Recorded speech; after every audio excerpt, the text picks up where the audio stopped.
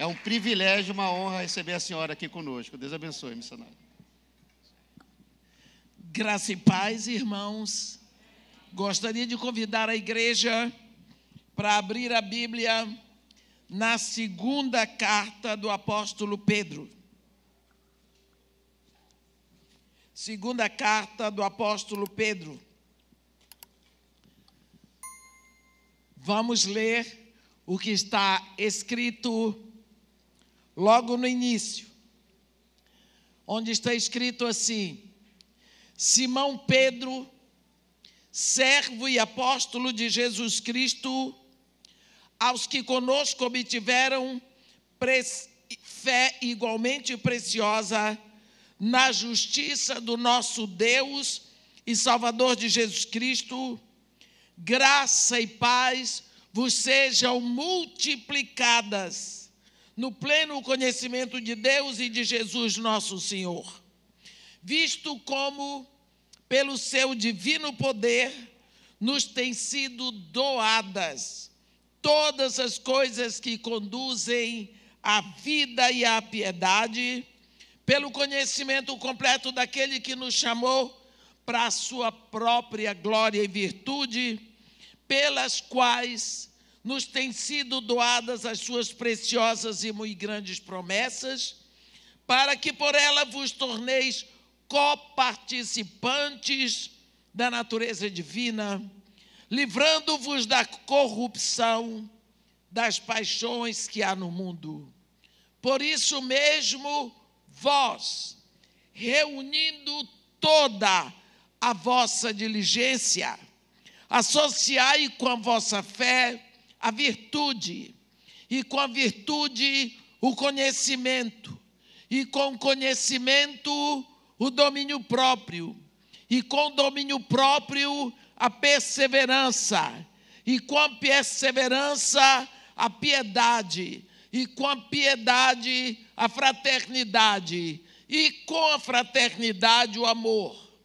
Porque estas coisas, existindo em vós e em vós aumentando, fazem com que não sejais nem inativos, nem infrutuosos no pleno conhecimento do nosso Senhor Jesus Cristo.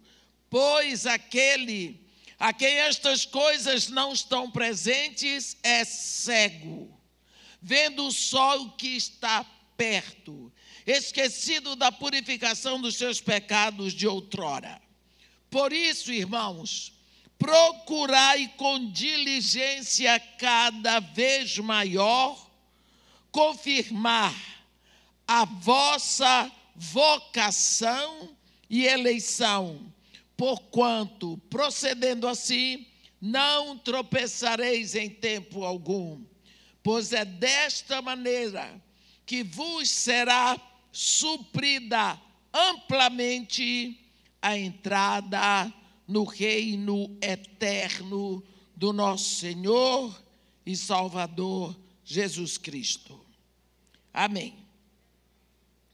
Quando nós lemos esta carta, logicamente pastoral, de Pedro, nós temos a impressão que o apóstolo está muito interessado em aritmética, porque ele fala de multiplicação e fala de adição. Ele diz que à medida que eu somo, Deus multiplica. E ele aqui fala coisas seríssimas e necessárias para nós. Quantas vezes estamos mesmo sem dar uma passada a limpo sobre a base da nossa fé?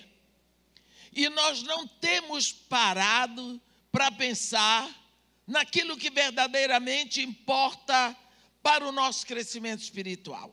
Nós estamos no início de um ano. Eu costumo dizer que é como se Deus nos desse uma caixinha de presente e nós vamos ter que abrir essa caixinha para poder usar todos os 365 dias que temos pela frente, porque os 365 dias que se fecharam à meia-noite do dia 31 de dezembro, já foram varridos, estão na história, não vão mais voltar. Aqui, o apóstolo diz que Deus nos dá uma base. Ele nos dá a fé. Porque a fé, meus irmãos, não é nossa, é um dom espiritual. É como se eu trouxesse uma porção de Bíblias e eu quisesse que vocês comprassem, mas vocês não têm dinheiro para comprar, então eu dou o dinheiro para vocês comprarem a Bíblia. É isso que Deus faz. Ele dá a base, a fé suficiente para você ouvir a palavra de Deus, crer em Jesus Cristo e se render. Porque a Bíblia diz que Deus nos escolheu em Cristo antes da fundação do mundo. Deus diz assim em Efésios: vós, quando ouvistes a palavra da verdade, o evangelho da vossa salvação, tendo nele também crido, fostes selados com o Espírito Santo da promessa. Então, quando Deus lhe dá essa fé básica, você ouve a palavra do evangelho e crê. Aí você se rende. O que acontece aqui, como está escrito em Romanos 8:2, Deus lhe transporta da lei do pecado e da morte para outra lei, a lei do Espírito e da vida. Deus lhe transporta do império de trevas para o reino do Filho do seu amor. Agora você chegou. Agora você está salvo. E agora você vai ter que crescer. Agora você vai ter que andar. O que vai acontecer? Deus lhe deu a fé básica, tá bom? Tá, mas você não pode ficar no berçário. Você vai, ele diz, agora você vai associar, adicionar a essa fé básica a virtude. Quando você vê virtude, no grego está escrito arete, que significa excelência moral. É a primeira coisa que vem. Se eu roubava, eu paro de roubar. Se eu adulterava, eu paro de adulterar. Se eu dizia palavrão, apesar de o hábito ser uma segunda natureza, eu vou me esforçar para não dizer. E assim por diante, eu vou procurar melhorar, mudar, crescer. Porque eu agora tenho que ser excelente em tudo, porque eu sou filho de Deus. Então, se eu sou pedreiro, eu tenho que ser o melhor pedreiro. Se eu sou estudante, eu tenho que ser o melhor estudante. Se eu sou médico, eu tenho que ser o melhor médico. Tudo que eu faço agora é buscando ser excelente, porque a primeira qualidade que eu vou adicionar à minha fé é a excelência, que aqui na Bíblia está escrito virtude.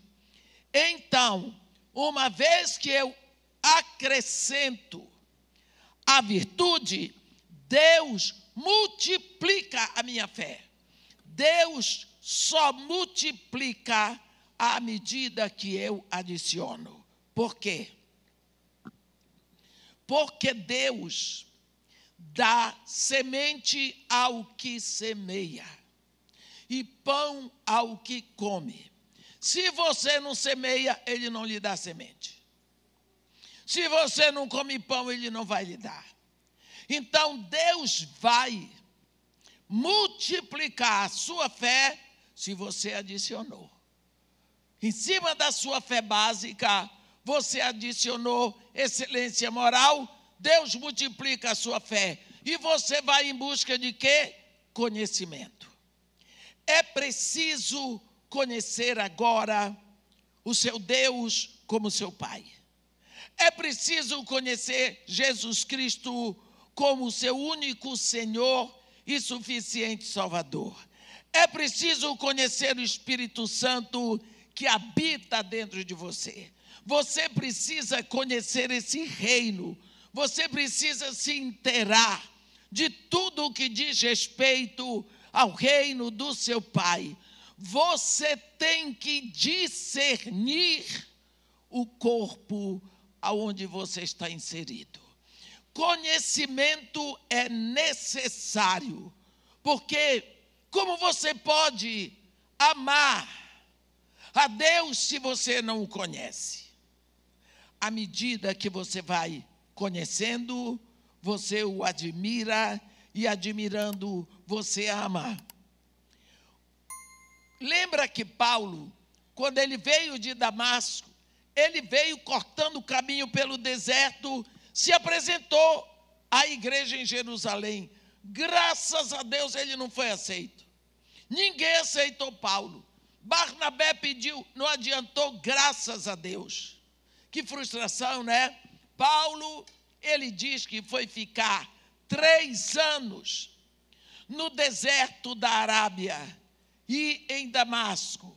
E ele diz, para conhecê-lo e o poder da sua ressurreição e a comunhão com seus sofrimentos, conformando-me com ele na sua morte. Ele diz que teve a revelação do Evangelho das insondáveis riquezas de Cristo. Viu como foi bom? 3 anos no deserto para conhecê-lo. Graças a Deus, por causa disso, ele deixou as cartas que nos ensinam tanto. Precisamos aprender a conhecer a Deus. À medida que nós o conhecemos, mais e mais vamos nos aprofundando, vamos crescendo. Então, quando você adiciona o conhecimento, Deus multiplica a sua fé. E você vai então buscar domínio próprio. Não é? O que é domínio próprio? Domínio próprio não é autocontrole. Não é autodomínio. Aqui, domínio vem de dominus do latim, que quer dizer Senhor. Quando você busca domínio próprio, você busca crescer e conhecer quem é o seu dominus. Quem é que exerce o domínio na sua vida? Você conhece quem é o seu Senhor. E por que Ele é seu Senhor? Porque Ele lhe comprou, Ele pagou o seu preço, Ele sabe quanto custa.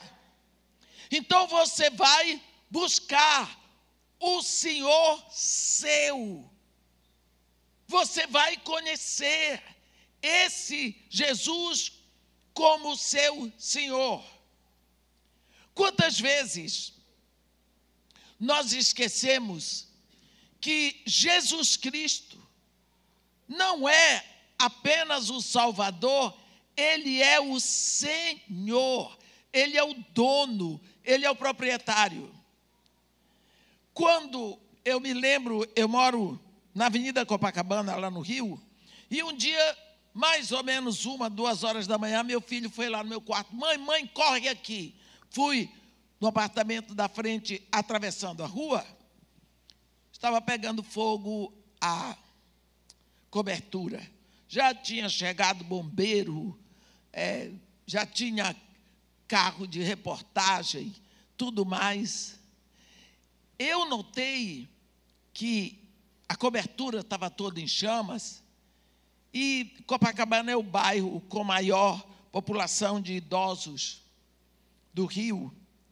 E eu vi aqueles velhinhos de pijama, as velhinhas de camisola, que tinham descido, tiraram todo mundo do prédio. E elas estavam, mas tinham uns que estavam com o cachorrinho, outros tinham gaiola de passarinho, tinham umas que tinham gato. Eu olhei eu pensei, essas pessoas são tão idosas, elas têm toda uma história de vida dentro de casa. Fotografia do casamento deles, fotografia dos netos, dos filhos, da formatura dos filhos, dos netos. Eles têm toda uma história, documentos, mas eles salvaram a sua vida e a vida do animalzinho. Por quê? Se aquele animal estivesse no prédio e não tivesse dono, ia morrer queimado. Eles salvaram o que era deles. Eles salvaram o animal que pertencia a eles. Portanto, quando nós pensamos domínio, se Jesus Cristo é o seu dono, é o seu proprietário, Ele é o seu Senhor, Ele salva você. Ele salva o que é dele, não é aquilo que não é dele. Quando Jesus Cristo vem aqui, lá na cruz, Ele nos compra, Ele paga o preço. Entre os céus e a terra, Ele grita: tudo está consumado, paguei tudo, acabou. Vai embora.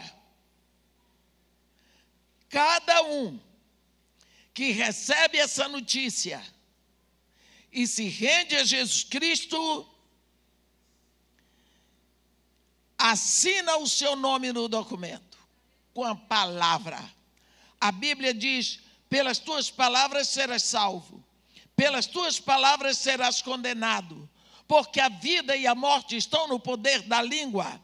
Se com teu coração sentires e com a tua boca confessares Jesus, serás salvo. Porque no coração se crê para a justiça, mas com a boca se confessa para a salvação. Quando você confessa Jesus Cristo, o seu nome é escrito no livro da vida. O Pai carimba você com selo de propriedade. E este selo é o Espírito Santo. Este selo é o selo do senhorio de Jesus. Compre um carro e não receba o documento. O carro não é seu. Você compra um apartamento pela Caixa Econômica, que Deus lhe defenda, e você paga durante 10 anos. No 10º ano, no último mês, você paga. O apartamento ainda não é seu. Está pago, está quitado, mas não é seu. Vão lhe dar um papel de quitação. Você vai para o cartório de registro de imóveis. Lá você deixa o documento. Quando você pegar o documento com o registro do cartório de imóveis, assinado pelo tabelião, selado com o selo do cartório de imóveis, você diz: o apartamento é meu. Por quê? Por causa do selo. O selo é a última etapa numa transação comercial. Jesus comprou, pagou o preço todinho e subiu. A propriedade é dele? Não. Ele pagou tudo? Pagou. O que é que falta então? O selo. Cada um que se rende a Jesus, ele sela: esse é meu. Os outros que não estão selados, não são dele, não. Ele tem direito, tem, porque pagou o preço. Mas se a pessoa não se rendeu, ele não selou. Na hora H, quem é que ele vai salvar? Quem é dele. Por isso nós precisamos abrir os nossos olhos. Porque o trono branco existe. Todos vão passar diante do trono branco. O trono branco tem o juiz da eternidade, que viu todos os seus pecados e os meus. Tem o acusador, em grego significa Satã. Ele está lá com tudo pronto para lhe acusar. Pecador, a mim também. Mas tem também um advogado de defesa. Aqui. Quando Deus pensou, eu vejo tudo. Não tem jeito para eles se livrarem de mim, porque eu sou testemunha ocular de todos os pecados. Então ele constituiu um advogado que paga toda a fiança dos pecadores. E ele aceita este advogado. Então, eu me rendi a Jesus Cristo. No dia do julgamento eu apareço lá. O diabo pode dizer o que ele disser, eu fiz mesmo. Mas Jesus Cristo diz, Pai, aqui. Levei tudinho na cruz. Vem, minha filha, entra no gozo do seu Senhor, no anais. Por quê? Por causa do advogado. O que foi que Deus estabeleceu lá no Antigo Testamento? Um homem peca, ele traz um cordeiro para morrer no lugar dele, ele leva no átrio. Tem a mesa, o altar de holocausto, que é uma mesa retangular, de madeira de acácia, coberta, forrada com bronze, que bronze significa julgamento. Cada vértice tem um chifre, porque é para amarrar animal de 4 patas. Bem, ele pecou, vai comprar um cordeiro para morrer no lugar dele. Vem lá, puxando o cordeiro, entrega para o sacerdote. Os sacerdotes vão examinar o cordeiro todinho, para ver se o cordeiro preenche os requisitos de Deus. Cordeiro não pode ter defeitos. Quando os sacerdotes examinaram, cordeiro não tem defeito, eles põem o cordeiro ali, amarram as patas, vão sacrificar. O homem se faz um com o cordeiro, eles sacrificam, depois de tudo o homem sai dali. Alguém já morreu no meu lugar, estou livre do pecado. Você observou?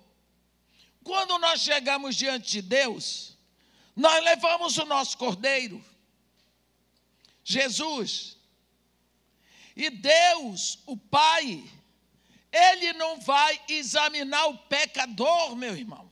Ele examina o cordeiro. Como o sacerdote não examinou o pecador, examinou foi o cordeiro, assim que Deus ensinou. Então Deus não vai me examinar, Ele examina Jesus. Mas como Jesus é o meu cordeiro puro, imaculado, sem defeito, Ele aceita o sacrifício. Nós precisamos abrir os nossos olhos para buscar, conhecer o nosso dono, o Senhor, o proprietário. Quantas vezes esquecemos? Lembra daquele capítulo 16 de Atos, quando Paulo estava preso com Silas e a turma deles, lá pela meia-noite, eles estavam prestando um culto a Deus. Deus mandou um terremoto ali, soltou as algemas de todos os grilhões. O carcereiro ficou desesperado, vão todos fugir. Paulo disse, não te faças nenhum mal, todos nós estamos aqui. Ele acendeu a luz e ele viu que todas aquelas coisas lindas estavam ali paradinhas. Ele disse para Paulo, que devo fazer para ser salvo? Todo mundo quer. Todo mundo quer ser salvo. E Paulo foi e disse, olha, crê no Senhor Jesus. Consequência, serás salvo, tu e a tua casa. Primeiro ele tem que ter o teu Senhor. Ele tem que ser o teu dono. A consequência é que Ele te salva. Portanto, nós precisamos buscar mais e mais, com mais empenho, o conhecimento do autodomínio. Não é? Do autodomínio não, queridos, do domínio próprio do Senhor. E quando nós acrescentamos esta busca, essa consciência de quem é o Senhor, o dono, Deus multiplica a nossa fé, nós vamos lutar por perseverança. Eu já procurei em algumas línguas essa palavra perseverança.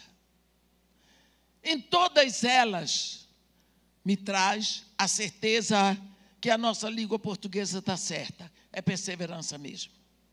Daqui a pouco eu vejo gente pregando que crente não sofre, crente não adoece, crente não passa dificuldade, crente não fica desempregado. Por quê? Porque crente não tem que sofrer. Eu não entendo esse negócio. Eu estou pregando isso aqui. Como que você vai perseverar se não tem dificuldade?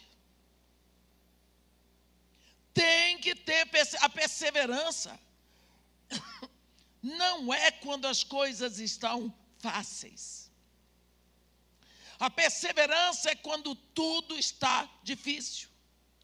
Eu persevero. Ainda agora nós vimos aqui, ainda que a figueira não floresça, que não haja fruto na vide, o fruto da videira, os currais não produzam ovelhas. No entanto, apesar disso tudo, eu me alegro no Deus da minha salvação. Apesar de que tudo está difícil, eu persevero, eu continuo, eu estou firme sobre a rocha, eu permaneço, não importa o quão difícil for. Isso é perseverança. E para você desenvolver perseverança, você tem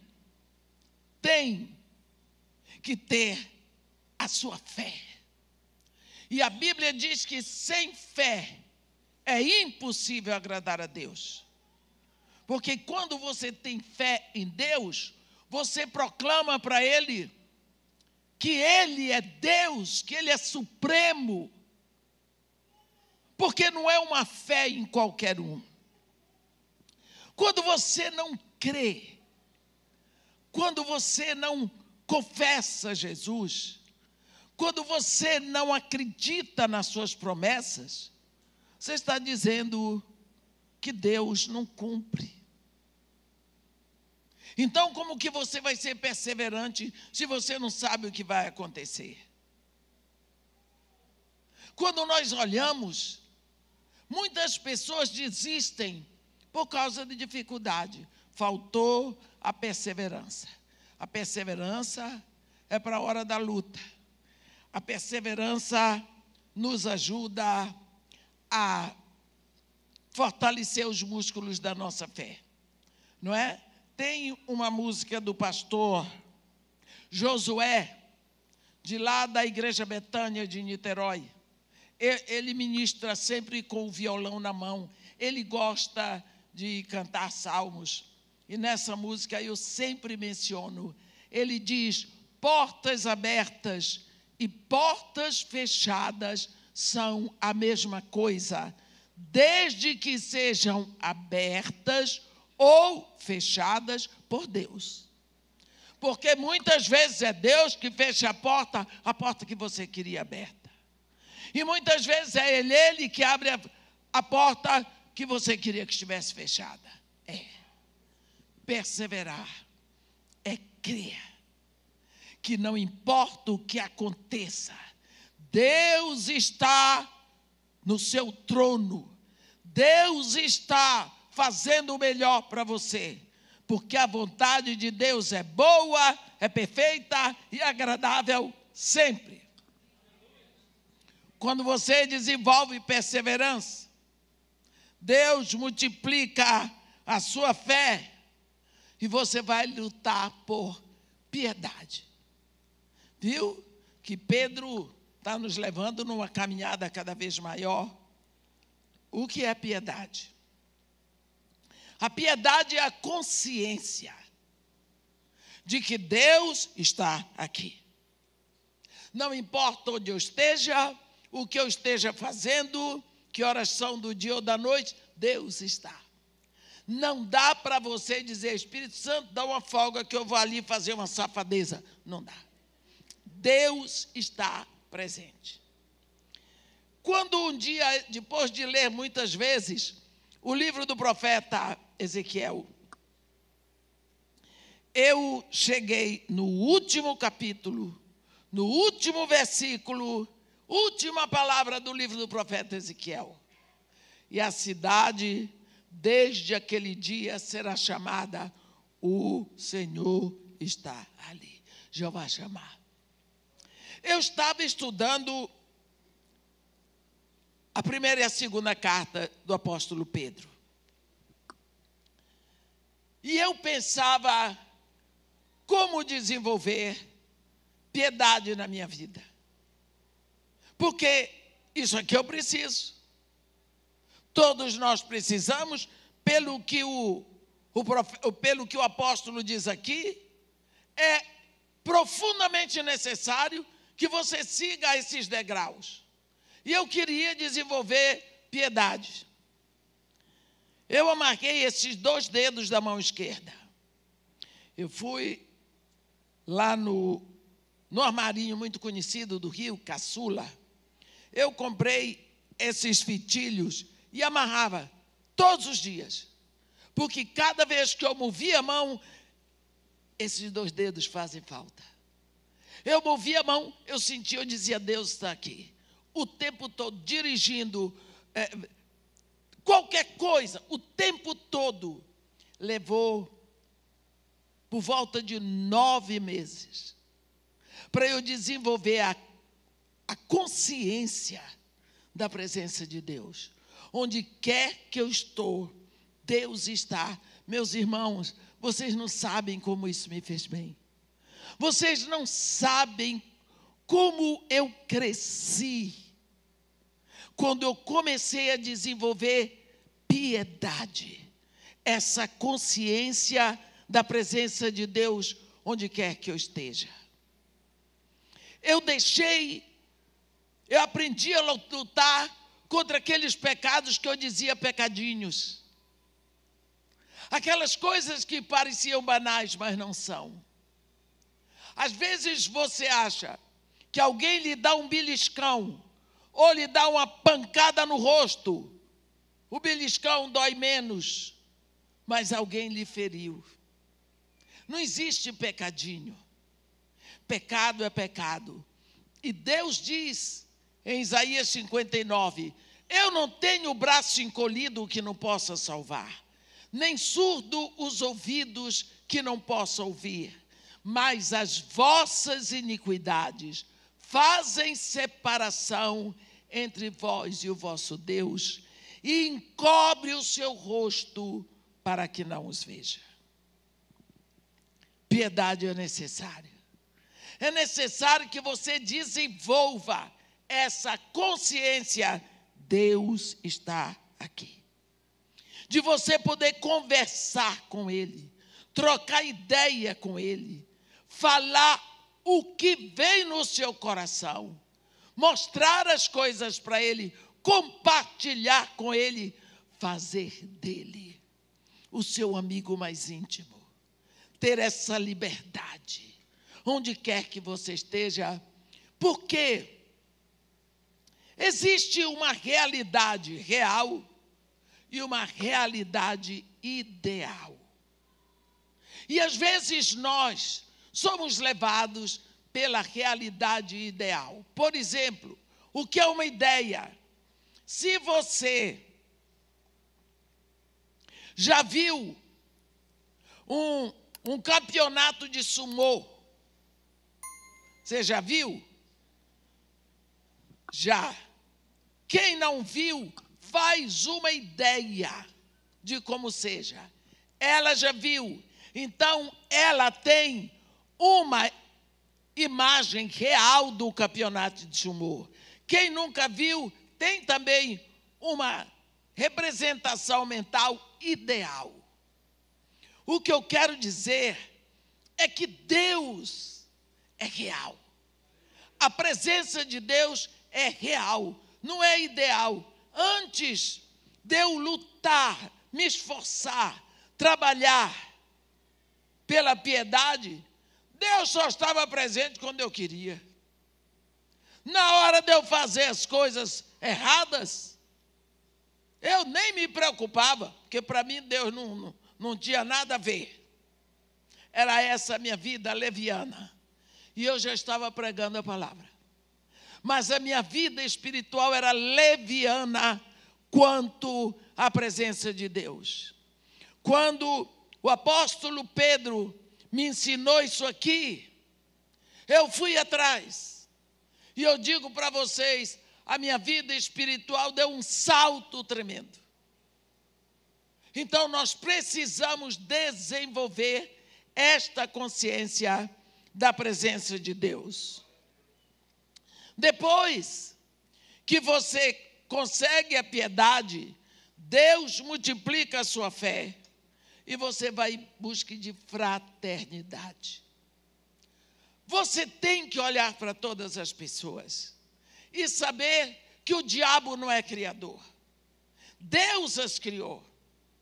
Deus as formou no ventre da sua mãe. E Deus não tem prazer na morte do ímpio. Então nós precisamos olhar para as pessoas e desejar que elas todas conheçam Jesus, que elas todas venham ser filhos de Deus. Então você olha para todas as pessoas como possíveis irmãs. Se você quer que eu lhe diga, quando alguém olhava para Paulo, alguma vez achava que Paulo ia ser um apóstolo, do jeito que ele perseguiu a igreja?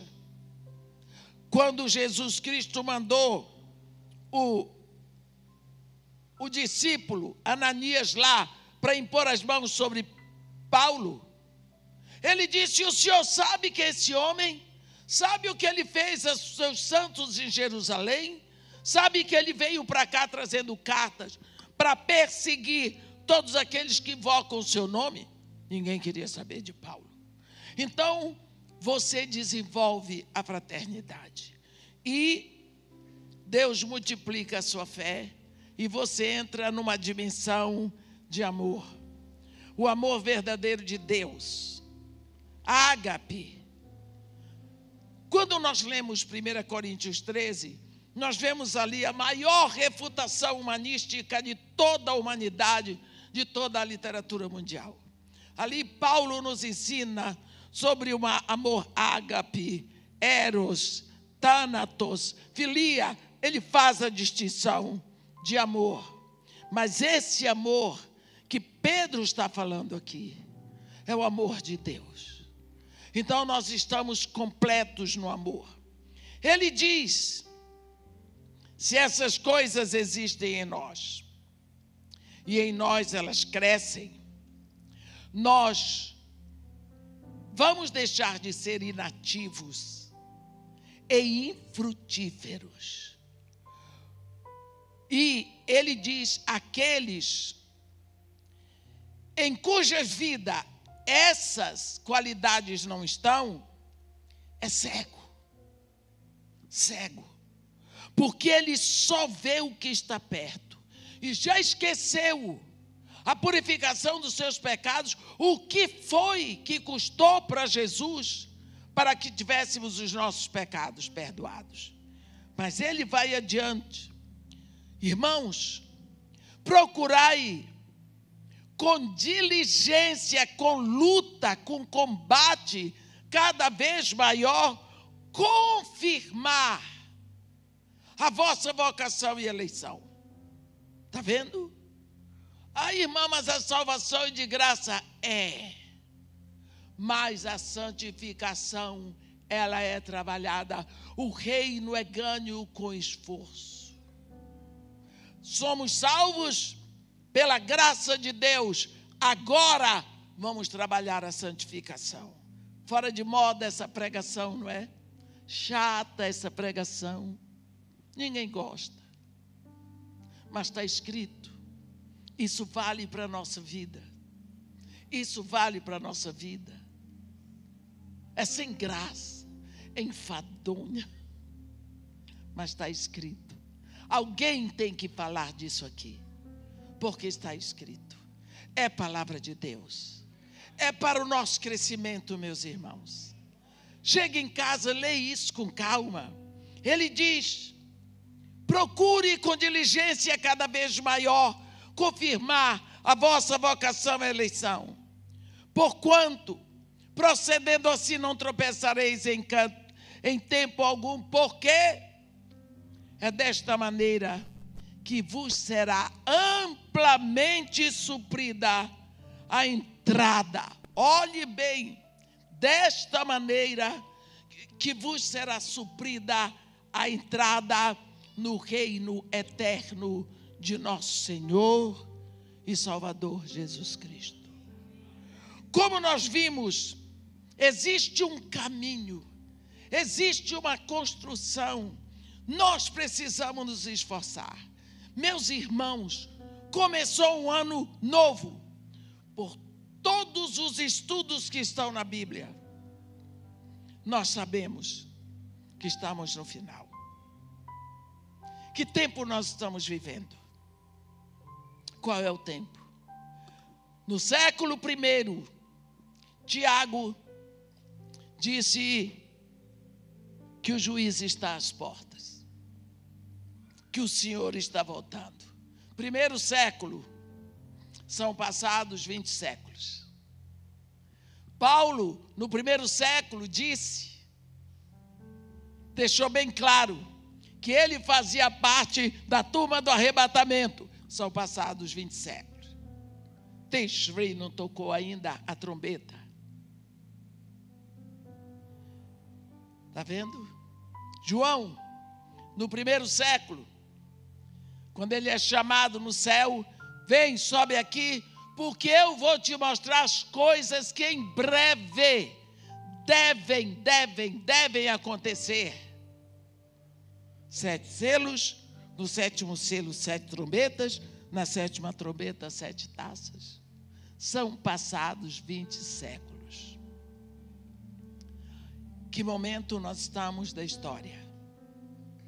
Acho que já estamos na reta final. Quando Nabucodonosor pediu a Deus a visão sobre como seriam os governos na terra, Deus deu o sonho de uma estátua multimetálica, cabeça de ouro, peito e bronze e braços de prata, tórax quadris de bronze, pernas de ferro e pés em parte ferro e em parte barro. A cabeça de ouro, reino babilônico, já passou há muito tempo, não é? Todo mundo estudou história e sabe. Veio o Império Medo-Persa, peito e braços de prata, já passou há muito tempo. Depois, quadris de bronze, o Império Greco-Macedônico de Alexandre o Grande, já passou. Depois veio as pernas de ferro, Império Romano, já foi. Pés em parte ferro, em parte barro. Não se sustentam, não combina, é engano, é confusão. Em que parte do governo mundial nós estamos? Nos pés. É nessa confusão que nós estamos. Nessa dor, nessa mentirada. Não é no Brasil, não, é o mundo todo. Qual é o líder mundial hoje que você pode olhar e admirar? Me diga um estadista. Não temos grandes literatos, nem pintores, nem poetas, nem filósofos. Ninguém. Para onde nós temos que olhar? Para o alto. Para o alto. se sois do alto. Buscai as coisas lá do alto, pensai nas coisas lá do alto, onde Cristo vive assentado à direita de Deus. É só para cima que nós temos que olhar. Meus irmãos, vamos tomar um tempo, meia hora, para pensar sobre a nossa vida espiritual, sobre o nosso crescimento espiritual. Porque se nós estamos em Cristo, nós temos o poder de Cristo, nós temos o Espírito de Cristo. Será que você quer crescer espiritualmente o tanto que cresceu no ano passado? Ou você quer multiplicar esse crescimento? Buscai a Deus enquanto se pode achar. Invocai-o. É isso que diz o profeta. Portanto, meus irmãos, busque com zelo crescer esse crescimento aqui. Isso está escrito na Bíblia. É para nós. É carta do apóstolo Pedro. É o meio para o nosso crescimento. Amém? Que Deus nos abençoe e nos guarde. Que faça resplandecer o seu rosto sobre nós. E tenha misericórdia de todos nós. Amém.